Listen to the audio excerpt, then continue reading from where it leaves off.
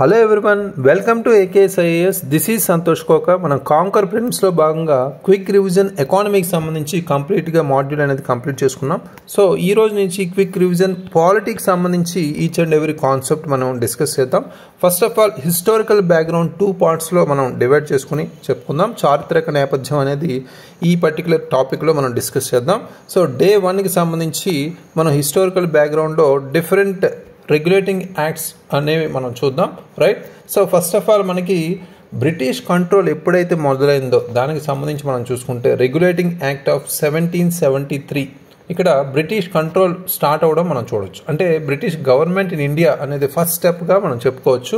So అయితే ఇక్కడ keywords ఇంపార్టెంట్గా మనం గుర్తుపెట్టుకోవాలంటే సెంట్రలైజేషన్ కావచ్చు, అదేవిధంగా మనకి రెగ్యులేషన్ కావచ్చు, దాంతోపాటు సుప్రీంకోర్టుకి సంబంధించి కావచ్చు. ఈ 3 మనం ప్రాపర్గా ఈ రెగ్యులేషన్ యాక్ట్ ఆఫ్ 1773 నుంచి ప్రధానంగా గుర్తుపెట్టుకోవచ్చు. రైట్. సో ఇక్కడ centralization, regulation, supreme court. Right. First time మనకి బ్రిటిష్ గవర్నమెంట్ ఈస్ట్ ఇండియా కంపెనీకి సంబంధించి ఇక్కడ ఇంటర్ఫియర్ అవ్వడం అనేది మనం చూడొచ్చు ఈస్ట్ ఇండియా కంపెనీ అఫేర్స్లో. రైట్. సో అక్కడే మనకి సెంట్రల్ అడ్మినిస్ట్రేషన్ బిగిన్ అయింది అనేది చెప్పుకోవచ్చు. అదేవిధంగా మనకి గవర్నర్ ఆఫ్ బెంగాల్ ఎవరైతే ఉన్నారో Warren Hastings governor general of బెంగాల్గా మనం చేంజ్ అవ్వడం కూడా చూసాం. ఇక్కడే మన సెంట్రల్ అథారిటీ కూడా ఎమర్జ్ అవ్వడం అనేది మనం చూసాం. రైట్. సో నెక్స్ట్ సుప్రీంకోర్టు అనేది 1774లో ఎస్టాబ్లిష్ అవ్వడం జరిగింది కలకత్తాలో. సో ఇక్కడ చీఫ్ జస్టిస్ ఒకరు ఉంటే 3 జడ్జెస్తో పాటు మనకి మొత్తం 4 మెంబర్స్ ఇక్కడ సుప్రీంకోర్టు ఎస్టాబ్లిష్ అవ్వడం 1774లో, దట్టు కలకత్తా. రైట్. సో అయితే ఇక్కడ మద్రాస్ కావచ్చు, బాంబే కావచ్చు, ఇవి సబార్డినేట్ కోర్ట్స్గా బెంగాల్కి ఉన్నాయి. అయితే ఫర్ ఎగ్జాంపుల్ మనకి ఏదైనా కేసు బాంబేలో రైజ్ అయినప్పటికీ అది ఫైనల్ అథారిటీ ఎవరి చేతిలో ఉంటుంది? బెంగాల్. రైట్. సో అది ఇక్కడ గమనించాలి. సో అయితే ఇక్కడ సెంట్రలైజేషన్ బిగిన్ అయింది అనేది మనం ఈ పర్టికులర్ యాక్ట్ నుంచి చెప్పుకోవచ్చు. రైట్. సో నెక్స్ట్ మనకి ఇంపార్టెంట్గా కీ రిఫార్మ్స్ ఏవైతే ఉన్నాయో అమెండింగ్ యాక్ట్ 1781కి సంబంధించి మనం చూసుకుంటే ఈ పర్టికులర్ థీమ్ని మనం జ్యుడిషియల్ రిఫార్మ్స్గా మనం చెప్పుకోవచ్చు. రైట్. జ్యుడిషియల్ రిఫార్మ్స్ అంటే అమెండింగ్ యాక్ట్ కావచ్చు, యాక్ట్ ఆఫ్ సెటిల్మెంట్ అని కూడా చెప్పుకోవచ్చు 1781ని. సో కాన్ఫ్లిక్ట్స్ ఏవైతే ఉన్నాయో వాటిని రిజాల్వ్ చేసే విధంగా ఉండొచ్చు. రైట్. సో అయితే ఇందులో ఇంపార్టెంట్ కీవర్డ్స్ ఏవైతే ఉన్నాయో సుప్రీంకోర్టు లిమిట్స్ కావచ్చు, అదేవిధంగా పర్సనల్ లా వాటి మీద ఫోకస్ చేసి ఉన్నాయి. రైట్. సో ఈ 2 కీవర్డ్స్ మనం ఈ పర్టికులర్ యాక్ట్ గురించి మనం గుర్తుపెట్టుకోవచ్చు. రైట్. సో గవర్నర్ జనరల్ కావచ్చు, కౌన్సిల్ కావచ్చు, సుప్రీంకోర్టు నుంచి మనకి జ్యుడిషియల్ ఇమ్యూనిటీ అనేది మనకి తీసుకురావడం అనేది ఒకటి ప్రధానంగా మనం చెప్పుకోవచ్చు. అంటే governor general and council exempted from supreme court jurisdiction. Right. అదొక ఇంపార్టెంట్ కీలకమైన అంశం. అదేవిధంగా రెవెన్యూ మ్యాటర్స్ ఏవైతే ఉన్నాయో సుప్రీంకోర్టు జ్యూరిస్డిక్షన్ నుంచి సపరేట్ చేయడం అనేది కూడా మనం 1781లో చూసాం. అదేవిధంగా కోర్ట్ అనేది పర్సనల్ లాస్ కంపల్సరీ ఫాలో అవ్వాలనేది కూడా ఇందులోనే చూసాం. ఫర్ ఎగ్జాంపుల్ హిందూ లా కావచ్చు ఫర్ హిందూస్, అదేవిధంగా ముస్లిం లా ముస్లిమ్స్ సంబంధించి. రైట్. ఇలాంటి పర్సనల్ లాస్ అనేవి కోర్టు ఫాలో అవ్వాలనేది కూడా ఇక్కడ నుంచి తీసుకొచ్చారు. అదేవిధంగా అపీల్స్ ఏవైతే ఉన్నాయో గవర్నర్ జనరల్ ఇన్ కౌన్సిల్ ఏదైతే ఉందో వాటికి సంబంధించి గవర్నర్ జనరల్ అపీల్స్ అనేవి వెళ్తాయి, కానీ సుప్రీంకోర్టుకి అయితే కాదు అనేది కూడా ఇక్కడ మనం ప్రాపర్గా ఇంపార్టెంట్గా చూడాలి. సుప్రీంకోర్టు అనేది జ్యూరిస్డిక్షన్ కలకత్తా ఇన్హాబిటెంట్స్కి ఎగెనిస్ట్గా మనకి ఇక్కడ మొత్తం ఓవరాల్గా గెయిన్ అనేది జ్యూరిస్డిక్షన్ పరిధిలో మనం చూడొచ్చు. అయితే ఎగ్జాంపుల్ చూసుకుంటే ఇక్కడ ఒక ట్యాక్స్ డిస్ప్యూట్ ఏదైనా అరైజ్ అయితే ఆటోమేటిక్గా రెవెన్యూ బోర్డుకి వెళ్తుంది, కానీ సుప్రీంకోర్టుకి వెళ్దు. అది గమనించాలి ఇక్కడ. రైట్. సో రెవెన్యూ బోర్డు ఏదైతుందో దానికి సంబంధించి ఈ పర్టికులర్ డిస్ప్యూట్ ఏది వచ్చినా వెళ్తుంది, సుప్రీంకోర్టుకి అయితే వెళ్ళదు. అంటే ఇక్కడ సుప్రీంకోర్టు లిమిట్స్ అనేది మనం ఇక్కడ ప్రధానంగా చెప్పుకోవచ్చు. రైట్. సో నెక్స్ట్ మనకి పిట్స్ ఇండియా యాక్ట్ ఆఫ్ 1784. దీనికి మనం ముఖ్యంగా బ్రిటిష్ క్రౌన్ కంట్రోల్ అనేది స్టార్ట్ అయిందని చెప్పుకోవచ్చు ఈ పర్టికులర్ చట్టం ప్రకారం. అంటే dual government system. Right. Dual government system అనేది ఇక్కడ ప్రధానంగా గుర్తుపెట్టుకోవాలి. సో ఇందులో కీవర్డ్స్ మేజర్గా ఏంటంటే డ్యూయల్ గవర్నమెంట్ అంటే డ్యూయల్ కంట్రోల్ అనేది మనం చెప్పుకోవచ్చు ప్రధాన కీవర్డ్. అదేవిధంగా BOC అంటే బోర్డ్ ఆఫ్ కంట్రోల్, అదేవిధంగా COD కోర్ట్ ఆఫ్ డైరెక్టర్స్. ఈ 3 ప్రధానంగా ఈ కీవర్డ్స్ అనేవి గుర్తుపెట్టుకుంటే సరిపోతుంది ఈజీ రిమెంబరెన్స్లో. రైట్. సో అయితే పొలిటికల్ ఫంక్షన్స్ని ఈ బోర్డ్ ఆఫ్ కంట్రోల్ BOC చూసుకుంటాయి. రైట్. బోర్డ్ ఆఫ్ కంట్రోల్ అనేది బోర్డ్ ఆఫ్ గవర్నమెంట్ కంట్రోల్ అనేది ఇండియన్ అఫైర్స్ ఏవైతే ఉన్నాయో డైరెక్ట్గా బ్రిటిష్ గవర్నమెంట్కి సంబంధించి వెళ్తాయి. Next commercial and political functions ఏవైతే ఉన్నాయో కమర్షియల్కి సంబంధించి మనం ఏదైతే ఉన్నాయో అవి కోర్ట్ ఆఫ్ డైరెక్టర్స్కి డైరెక్ట్గా వెళ్తాయి, right. So court of directors మేనేజ్మెంట్కి ఈ కమర్షియల్ అఫైర్స్ అనేవి వెళ్తూ ఉంటాయి, రైట్. ఇక్కడ బ్రిటిష్ గవర్నమెంట్ అనేది డైరెక్ట్ సూపర్విజన్ ఇండియన్ అఫైర్స్ సంబంధించి డైరెక్ట్ సూపర్విజన్ అనేది స్టార్ట్ అయ్యింది అనేది క్లియర్ కట్గా చెప్పుకోవచ్చు, రైట్. సో డ్యూయల్ గవర్నమెంట్ సిస్టమ్గా ఇక్కడ ప్రధానంగా మనం చెప్తాం. అయితే ఇక్కడ బ్రిటిష్ పార్లమెంట్ ఏం చెప్తుందంటే ఇక్కడ క్లియర్ కట్గా ఇండియన్స్ని ఏమని చెప్పిందంటే పాలిటిక్స్ని మేము చూసుకుంటాం, రైట్. సో ట్రేడ్ అంటే జస్ట్ వ్యాపారం చేయండి చాలు, పాలిటిక్స్ని మేము చూసుకుంటాం అన్నట్టు వాళ్ళు చెప్పడం జరిగింది. అది ఇక్కడ గమనించాలి. నెక్స్ట్ మనం ఇంపార్టెంట్గా చూసుకుంటే యాక్ట్ ఆఫ్ 1786 ఫ్లో చార్ట్ అనేది మనం ఒకసారి అబ్జర్వ్ చేస్తే గవర్నర్ జనరల్ పవర్స్ అనేవి ఎక్స్పాండ్ అవ్వడం అనేది ఈ పర్టికులర్ చట్టం ద్వారా మనం చెప్తాం. అంటే స్పెషల్ పవర్స్ ఏవైతే ఉన్నారో లార్డ్ కార్న్వాలిస్కి స్పెషల్ పవర్స్ అనేవి దక్కడం మనం ఇక్కడ చెప్పుకోవచ్చు.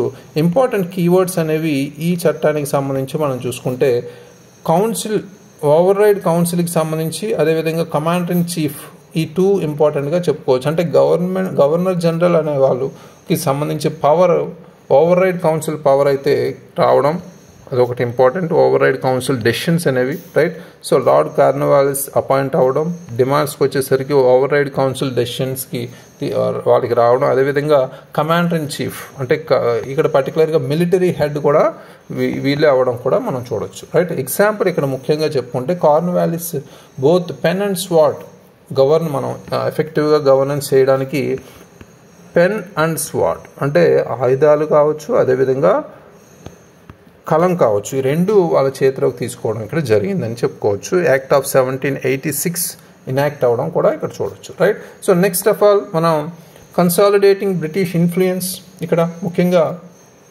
ఈ పర్టికులర్ యాక్ట్లో మనం చూసుకుంటే చార్టర్ యాక్ట్ 1793గా మనం చెప్పుకోవచ్చు. ఇక్కడ ఆ పవర్ని కంటిన్యూగా చేయడం అనేది మనం ఇక్కడ చూడొచ్చు. ప్రధానంగా కీవర్డ్స్ చూసుకుంటే గవర్నర్ జనరల్ డామినెన్స్ ఇక్కడ ప్రధానంగా చెప్పుకోవచ్చు.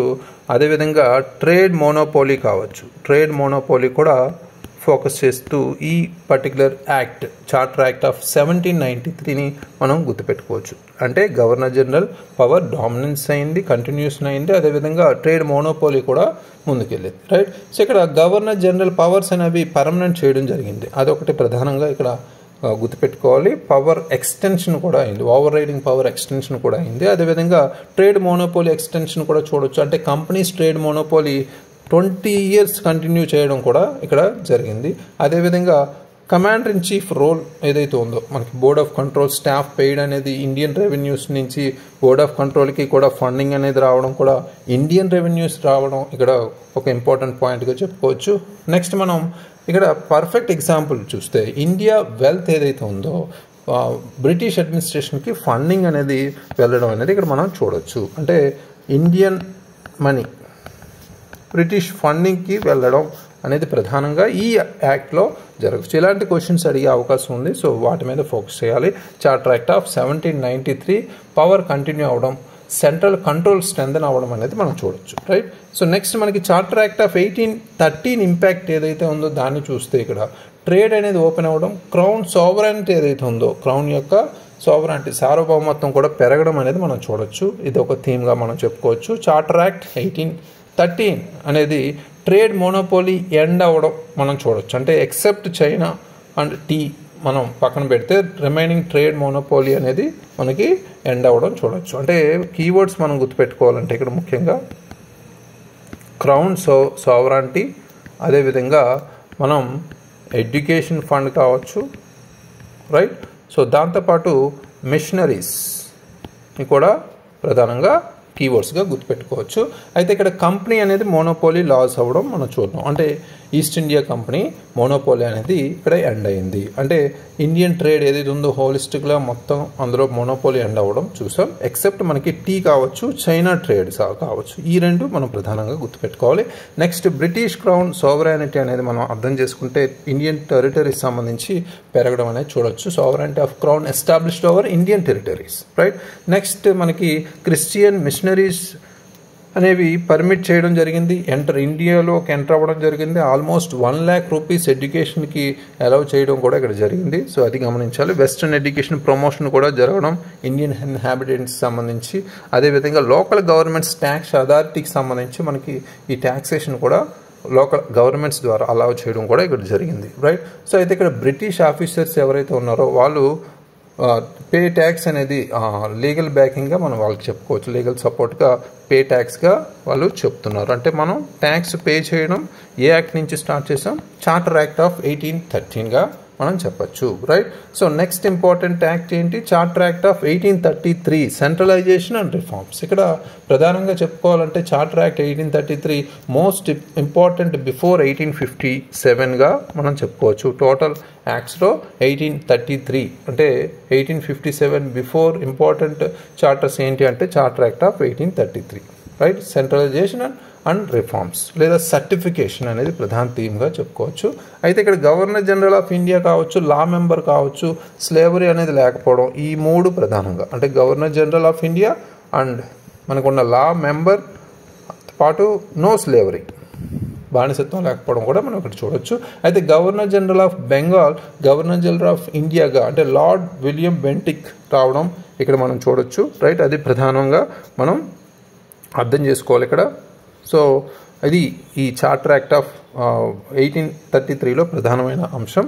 So right. So next civil and military powers కూడా వీళ్ళకి సెంట్రల్ లాస్ అనేవి సంబంధించి మనం చూసుకుంటే అవి కూడా సివిల్ అండ్ మిలిటరీ పవర్స్ కూడా ఇక్కడ చూడొచ్చు. లెజిస్లేటివ్ చేంజెస్ కూడా ఇక్కడ కొంత జరిగాయి, రైట్. సో అవి కూడా అర్థం చేసుకోవాలి. అయితే సెంట్రల్ లాస్ ఏవైతే ఉన్నాయో అవి గవర్నర్ జనరల్ చేతిలోనే ఉండడం, మద్రాస్ అండ్ బాంబే అనేది లెజిస్లేటివ్ పవర్స్ అవి లాస్ అవ్వడం అనేది కూడా మనం చూడవచ్చు ఇక్కడ, రైట్. సో అది కూడా మనం ఇక్కడ ఇంపార్టెంట్గా చెప్పుకోవచ్చు. అదేవిధంగా మెకాలే లా మెంబర్గా ఇంట్రడ్యూస్ అవ్వడం, రైట్. ఈ లాస్ ఏవైతే ఉన్నాయో వాటిని కోడిఫై చేయడానికి మనకి ఇక్కడ మెకాలే ఇంట్రడ్యూస్ చేయడం లా మెంబర్గా మనం చూడొచ్చు. అదేవిధంగా కంపెనీ ప్యూర్గా మనకి అడ్మినిస్ట్రేటివ్ ట్రేడ్ ఫంక్షన్స్కి ఎండ్ అవ్వడం చూసాం, ప్యూర్లీ అడ్మినిస్ట్రేటివ్గా మనం చూసాం, రైట్. సో ఇక్కడ కంపెనీ పవర్ అనేది మనం చూసుకుంటే సో ఇక్కడ ముఖ్యంగా కంపెనీ ప్యూర్లీ అడ్మినిస్ట్రేటివ్ అవడం, ట్రేడ్ ఫంక్షన్స్ని ఎండ్ చేయడం అనేది కూడా ఇక్కడ జరిగింది. అది కూడా మనం ప్రధానంగా చూడొచ్చు, రైట్. సో అయితే స్లేవరీ కూడా ఎండ్ అవ్వడం, మనం అబాలిష్ అవ్వడం చూసాం. డిస్క్రిమినేషన్ ఏదైతే ఉందో ఎంప్లాయ్మెంట్లో అది కూడా మనకి లేదు, రైట్. ఇది రిమూవ్ అవడం కూడా చెప్పచ్చు, right. So for example Indians ఇక్కడ రిలీజియన్ పరంగా ఏది డిస్క్రిమినేషన్ లేకుండా హైర్ అవ్వడం అనేది ఇక్కడ చూసుకుంటే ఈక్వాలిటీ ఇన్ జాబ్స్ అనేది ఇక్కడ బిగిన్ అవ్వడం చెప్పచ్చు. ఈక్వాలిటీ ఇన్ జాబ్స్, డిస్క్రిమినేషన్ లేకుండా, స్లేవరీ లేకుండా. So charter act of 1833 speciality ఇది. సొసైటీ రిలేటెడ్గా, డిస్క్రిమినేషన్ రిలేటెడ్గా ఇలాంటి ఎగ్జామ్స్లో సందర్భంగా ఇలాంటి ఆస్పెక్ట్స్ అయితే అడిగే అవకాశం ఉంది. So equality in jobs A particular యాక్ట్లో స్టార్ట్ అయింది అంటే క్లియర్ కట్గా charter act of 1833, right. So next important features of the charter act of 1853. ఇక్కడ ముఖ్యంగా మోడర్న్ లెజిస్లేషన్ బిగిన్ అవ్వడం మనం చెప్పొచ్చు, రైట్. సో చార్టర్ యాక్ట్ 1853 ఏదైతే ఉందో పార్లమెంటరీ సిస్టమ్స్కి ఒక విత్తనాలు వేసాయని చెప్పుకోవచ్చు. ఫర్ ఎగ్జాంపుల్ ఇక్కడ కీవర్డ్స్ మనం చూసుకుంటే సెపరేషన్ ఆఫ్ పవర్స్ కావచ్చు, అదేవిధంగా లెజిస్లేటివ్ కౌన్సిల్ కావచ్చు, సివిల్ సర్వీసెస్ కావచ్చు. ఈ మూడు ప్రధానమైన కీవర్డ్స్గా గుర్తుపెట్టుకోవచ్చు charter act 1853, right. So legislative and executive separate అవ్వడం, క్లియర్ డిస్టింక్షన్ అనేది ఇక్కడ చూడొచ్చు, అదొకటి ఇంపార్టెంట్. అదేవిధంగా 6 న్యూ మెంబర్స్ యాడ్ అవ్వడం, ఇండియన్ లెజిస్లేటివ్ కౌన్సిల్ మనం 6 న్యూ మెంబర్స్ అంటే సెంట్రల్ లెజిస్లేటివ్ కౌన్సిల్ని మనం ఏర్పాటు చేయడం కూడా మనం చూసాం. అదేవిధంగా open competition, right. Open competition అనేది కూడా సివిల్ సర్వీసెస్కి ఇండియన్స్ని అలౌ చేయడం కూడా ఇక్కడ జరిగింది. అదేవిధంగా governor general veto power, legislation సంబంధించి గవర్నర్ జనరల్ వీటో పవర్ కూడా ఇవ్వడం కూడా జరిగింది, రైట్. సో దాంతోపాటు మనకి ఇక్కడ ముఖ్యంగా లోకల్ రిప్రజెంటేషన్ కూడా ఇంట్రడ్యూస్ అవ్వడం కౌన్సిల్లో కూడా జరిగింది, అది కూడా important. So for example Indian ఇక్కడ అడ్మినిస్ట్రేటివ్ పోస్ట్ని కంప్లీట్ చేసే అవకాశం అయితే చూడొచ్చు. ఇది first step towards civil service ఎగ్జామినేషన్గా మనం చెప్పుకోవచ్చు. అంటే ఎగ్జామినేషన్ పరంగా యూపీఎస్సీ ఎగ్జామినేషన్స్ పరంగా మనం రాస్తున్నాం కాబట్టి సో సివిల్ సర్వీసెస్ రిగార్డింగ్గా మనకి క్వశ్చన్స్ అడిగే అవకాశం ఉంది.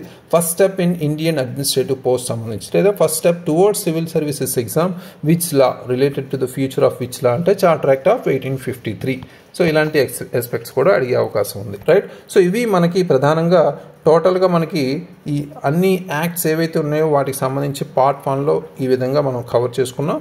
అయితే కొన్ని మనం 1773కి సంబంధించి కీ ఫీచర్స్ ఏంటి, 1781 ఇవన్నీ మనం కీ ఫీచర్స్ అని ఒకసారి చూసుకుంటే సరిపోతుంది, రివైజ్ చేసుకోవాలి. ఎక్కువగా వీటి మీద ఎక్కువగా ఫోకస్ చేస్తూ అడిగే అవకాశం ఉంది. So please revise it. So remaining parts ఏవైతే ఉన్నాయో సెకండ్ పార్ట్ ఆఫ్ హిస్టారికల్ బ్యాక్గ్రౌండ్లో మనం నెక్స్ట్ వీడియోలో చూద్దాం. సో అంతకుముందు ఈ పర్టికులర్ పార్ట్ నుంచి మనకి ఇప్పుడు డిస్కస్ చేసుకున్న కొన్ని చట్టాల నుంచి మనం కొన్ని MCQs కూడా మనం నెక్స్ట్ వీడియోలో డిస్కస్ చేద్దాం. Please revise it. Thank you very much. All the very best.